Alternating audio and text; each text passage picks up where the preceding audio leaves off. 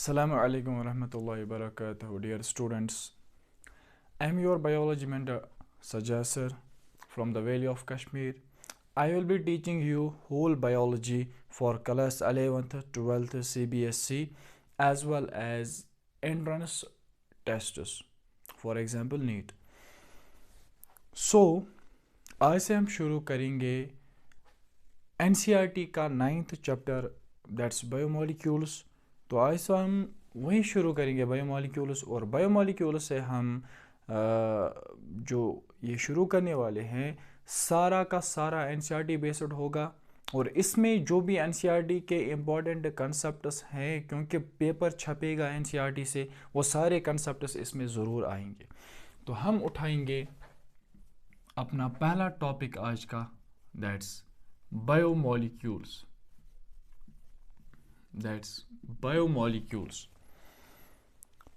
अगर हम इस चैप्टर की बात करेंगे, बायोमोलिक्यूल्स की बात करेंगे, तो नीट के हवाले से इस चैप्टर से आपको मिलेंगे 304 MCQs per year.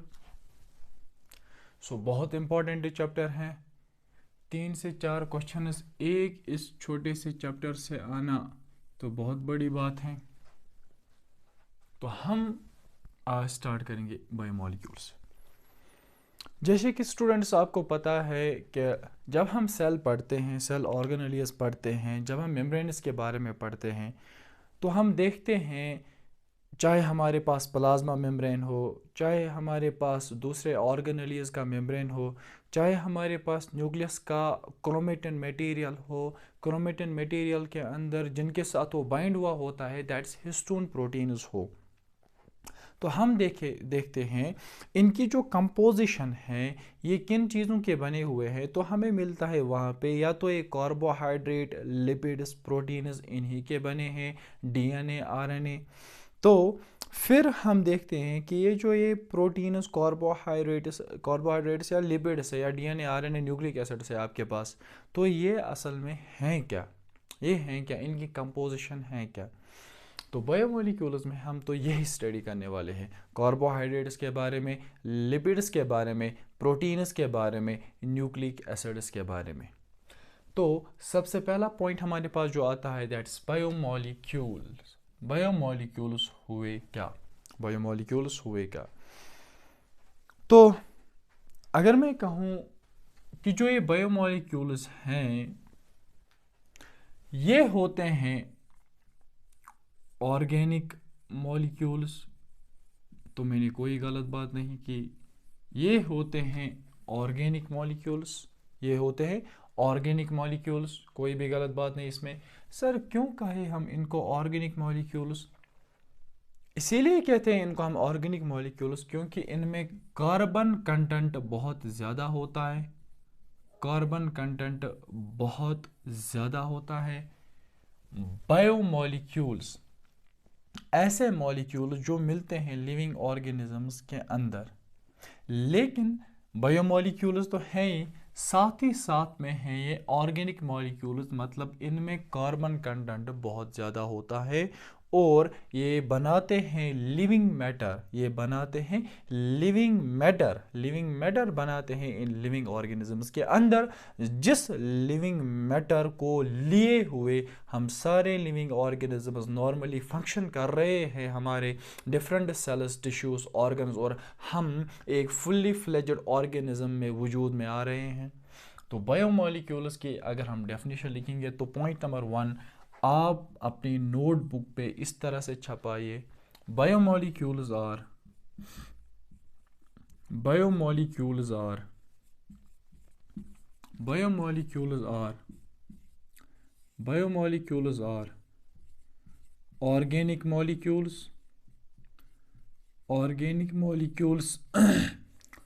organic molecules present inside living matter, present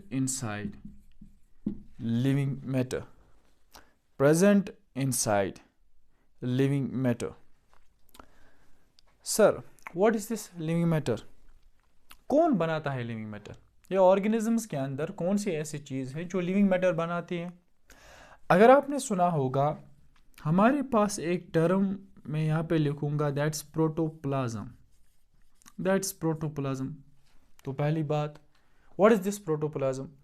तो अगर हम कहेंगे जो प्रोटोप्लाज्म हैं, ये दो चीज़ों का असल में कम्बिनेशन होता है, एक तो न्यूक्लियस और साइटोप्लाज्म। और साइटोप्लाज्म में आपको पता है आएंगे साइटोप्लाज्मिक ऑर्गेनेलीज, तो इन दोनों को हम मिलाकर कहते हैं प्रोटोप्लाज्म, और साइटोप्लाज्म में उसके साइटोप्लाज्मिक ऑर्गेनेलीज आएंगे। तो मेरे कहने का मतलब ये है कि जो ये प्रोटोप्लाज्म है, ये जो प्रोटोप्लाज्म है असल में लिविंग मैटर यही बनाता है, यही प्रोटोप्लाज्म। जो हमारे इन सेल्स का प्रोटोप्लाज्म होता है, डिफरेंट सेल्स का प्रोटोप्लाज्म होता है, असल में तो लिविंग मैटर यही बनाता है। न्यूक्लियस भी आपका इसी में, साइटोप्लाज्म जिसमें आपकी चेन ऑफ रिएक्शंस होंगी जो आपको जिंदा रखेंगे, सभी हो रही है इस साइटोप्लाज्म में, और साइटोप्लाज्म भी आ रहा है इसी प्रोटोप्लाज्म में। तो प्रोटोप्लाज्म जो है यही तो लिविंग मैटर बनाता है एक लिविंग ऑर्गेनिज्म का। तो हमारे पास बहुत इंपॉर्टेंट पॉइंट और एक क्वेश्चन आता है प्रोटोप्लाज्म के बारे में। हम लिखेंगे protoplasm protoplasm is equal to protoplasm is equal to living matter of body. Protoplasm is equal to living matter of body. Protoplasm is equal to living matter of body. ठीक, protoplasm is equal to living matter of body. इसके बाद अगर हम देखेंगे इससे आगे, तो ये बात है, और एक क्वेश्चन आया हुआ है कि जो प्रोटोप्लाज्म है, प्रोटोप्लाज्म की टर्म किसने दी थी सबसे पहले हमारे पास, किस बंदे ने दी थी? सो क्वेश्चन आया हुआ है, डायरेक्ट क्वेश्चन आता है, इसको अंडरलाइन कीजिए। Term protoplasm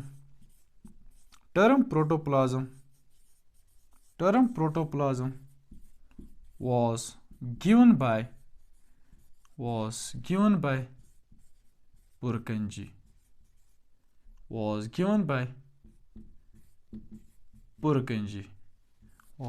by Purkinje। तो ये हमारे पास क्वेश्चन आता है, बहुत इंपॉर्टेंट पॉइंट है। तो हम आगे चले, इससे आगे चले हम नेक्स्ट पॉइंट पे।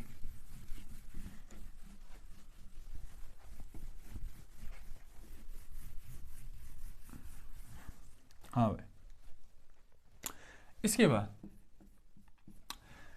हमारे पास एक साइंटिस्ट आए थे, उनका नाम था हक्सले। साइंस के फील्ड में जब वो आए तो उन्होंने कहा इस प्रोटोप्लाज्म के बारे में, this protoplasm is physical basis of life. क्या कहा? Physical basis of life. क्यों कहा फिजिकल बेसिस ऑफ लाइफ? कुछ ना कुछ कह रहे हैं कि सारी जो जिंदगी का दारमदार है इसी प्रोटोप्लाज्म पर है। क्या खास है इस प्रोटोप्लाज्म में इतना? अभी मैंने कहा प्रोटोप्लाज्म में आपका न्यूक्लियस, साइटोप्लाज्म, और साइटोप्लाज्म में पड़े हुए ऑर्गेनेलीज आएंगे। इसका मतलब है जो ये प्रोटोप्लाज्म हैं, कहीं ना कहीं यही प्रोटोप्लाज्म ही ऐसी चीज है जो आगे धीरे धीरे आगे बढ़कर एक कंप्लीट लिविंग ऑर्गेनिज्म में तब्दील होती हैं।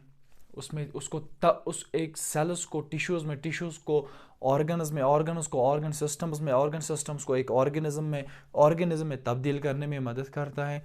तो इसीलिए प्रोटोप्लाज्म के बारे में हक्सले ने कहा था, बहुत इंपॉर्टेंट पॉइंट है, क्वेश्चन आया हुआ था, आता है, बहुत इंपॉर्टेंट है। हक्सले ने कहा था, हक्सले कॉल्ड, बहुत इंपॉर्टेंट, डायरेक्ट क्वेश्चन आता है, Huxley called protoplasm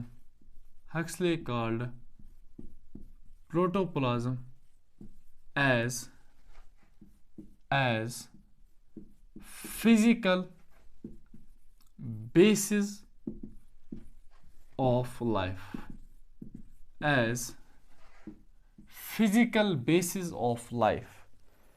as physical basis of life।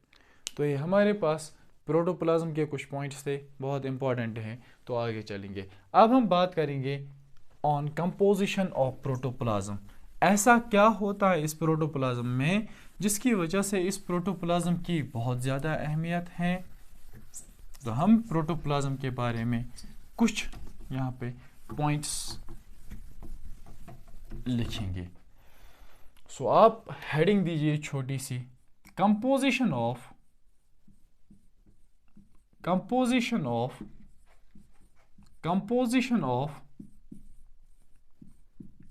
Protoplasm, composition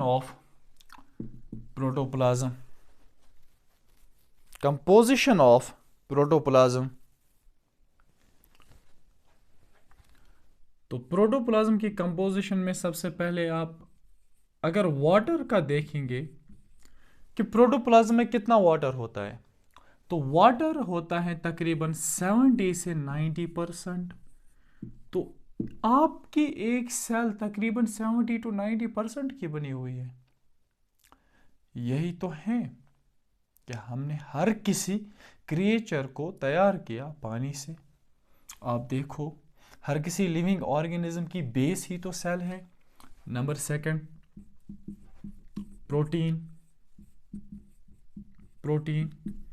15% आपको मिलेंगे। नंबर थर्ड, न्यूक्लिक एसिड्स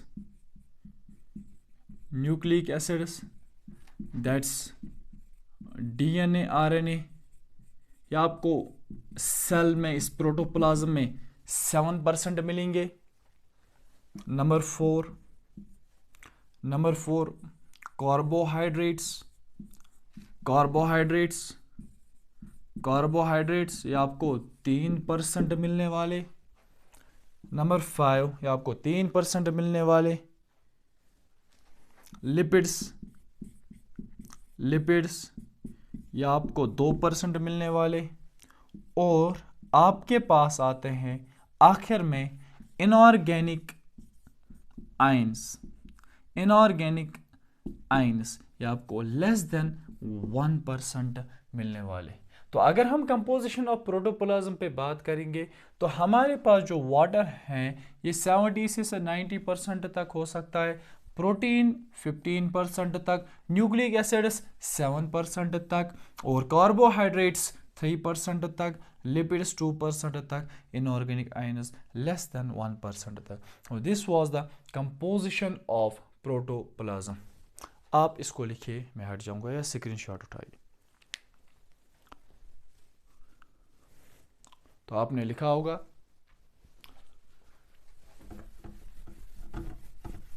इससे आगे बढ़ेंगे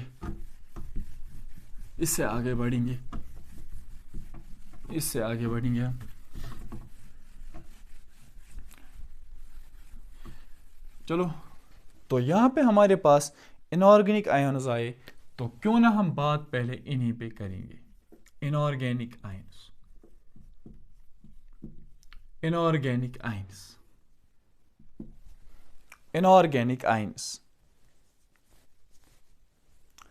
तो जो ये हमारे पास इनऑर्गेनिक आयंस हैं, या तो ये हो सकते हैं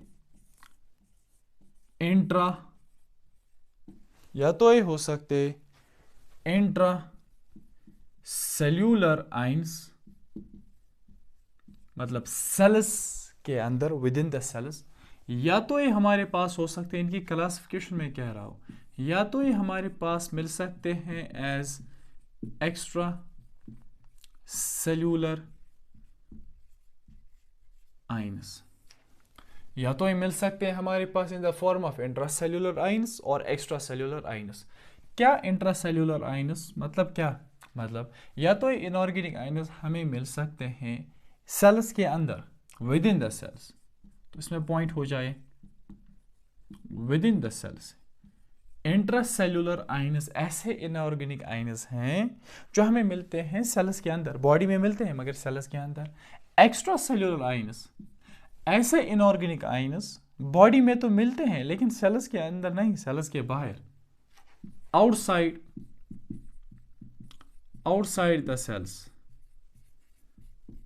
the cells. Example is very important. Example ये नहीं पूछा जाएगा, एग्जाम्पल पूछी जाएगी, तो इसमें एग्जाम्पल आप लिखिए। एग्जाम्पल इंट्रासेल्यूलर आयंस की, सबसे ज़्यादा पाया जाता है पोटेशियम, उसके बाद फॉस्फोरस, उसके बाद मैग्नीशियम। तो सबसे ज़्यादा इंट्रासेल्यूलर इनऑर्गेनिक आयन जो पाया जाता है दैट इज पोटेशियम, उसके बाद फॉस्फोरस, फिर मैग्नीशियम।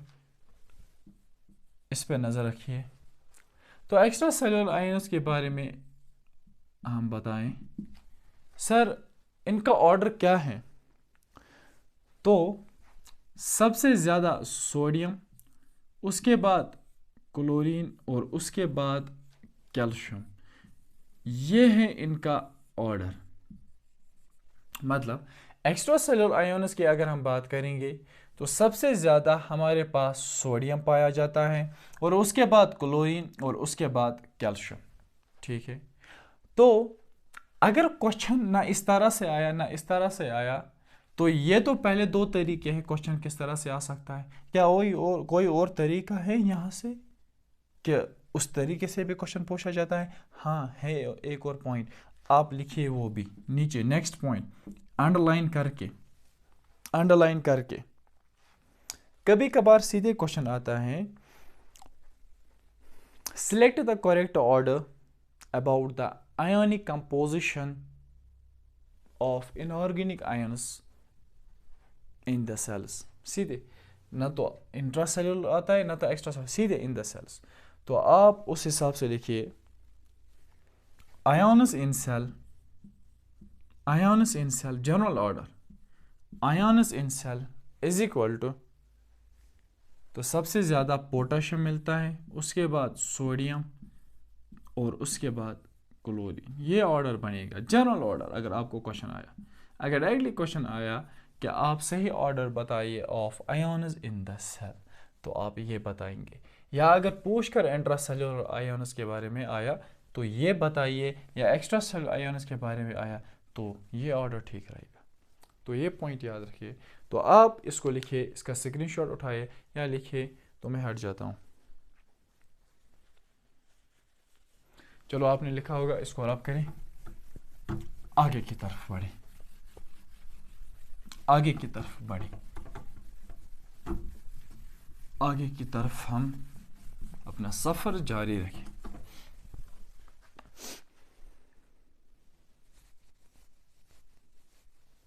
हाँ, अब देखिए नेक्स्ट पॉइंट। आप पॉइंट देखिए, मैं क्या लिखूंगा, 96% पार्ट ऑफ प्रोटोप्लाज्म, इसी की बात, यही बहुत इंपॉर्टेंट है। प्रोटोप्लाज्म कंसिस्ट्स ऑफ किन एलिमेंट्स का? 96% पार्ट ऑफ प्रोटोप्लाज्म किन एलिमेंट्स का बना हुआ होता है? Number 1 carbon, number 2 oxygen, number 3 nitrogen, number 4 hydrogen. इन चार का, ये चार 96% पार्ट बनाते हैं प्रोटोप्लाज्म का। सर अब बताइए खोलकर, कार्बन कितना मिलता है, ऑक्सीजन कितना, नाइट्रोजन कितना, हाइड्रोजन कितना, किसकी कितनी कंपोजिशन है? तो आप लिखें, आपको कार्बन मिलेगा 18.5%, इतनी इसकी कंपोजिशन मिलती है। ऑक्सीजन की आपको सबसे ज्यादा मिलेगी 65%, आपको नाइट्रोजन मिलेगा 3.3%, और आपको यहां से जो हाइड्रोजन है वो मिलेगा 0.3 से लेकर 11%। तो यहाँ पे जो दो बहुत इंपॉर्टेंट यहाँ पे जो एलिमेंट्स हैं जिनसे क्वेश्चन आता है, दैट्स कार्बन एंड ऑक्सीजन। कि प्रोटोप्लाज्म में इन चार एलिमेंट से सबसे ज़्यादा, या प्रोटोप्लाज्म में सीधे सबसे ज़्यादा कौन सा एबंडेंट एलिमेंट है? तो आप ऑक्सीजन। तो ऑक्सीजन के बाद कौन सा है? तो आप कार्बन। ये दो क्वेश्चन इंपॉर्टेंट यहाँ से बनते हैं। तो अगर क्वेश्चन आया कौन सा एलिमेंट प्रोटोप्लाज्म में या कौन सा एलिमेंट लिविंग बॉडी के अंदर अबंडेंट क्वांटिटी में पाया जाता है, दैट इज ऑक्सीजन। तो आप नीचे एक पॉइंट लिखिए, बहुत इंपॉर्टेंट क्वेश्चन आया हुआ है, लिखिए आप पॉइंट नीचे लिखिए, मोस्ट abundant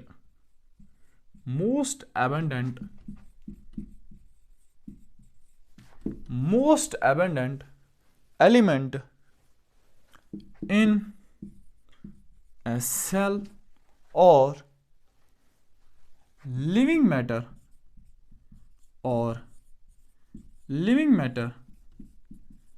is कौन है, दिख रहा है तो बताइए कौन, is ऑक्सीजन, हाँ ऑक्सीजन, is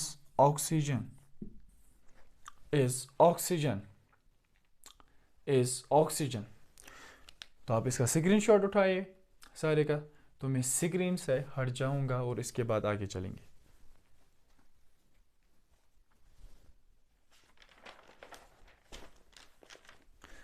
चलिए भाई आगे।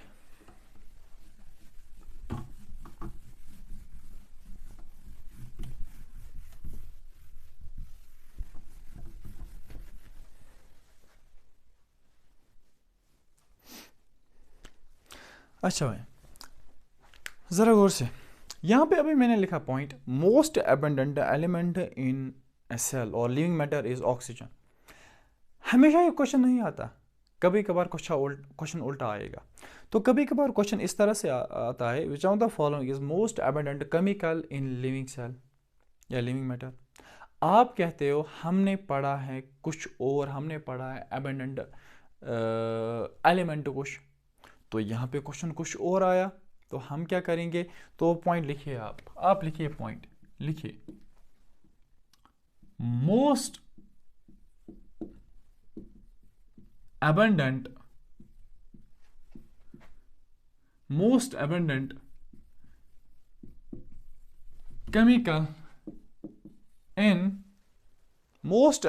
chemical in a cell or living matter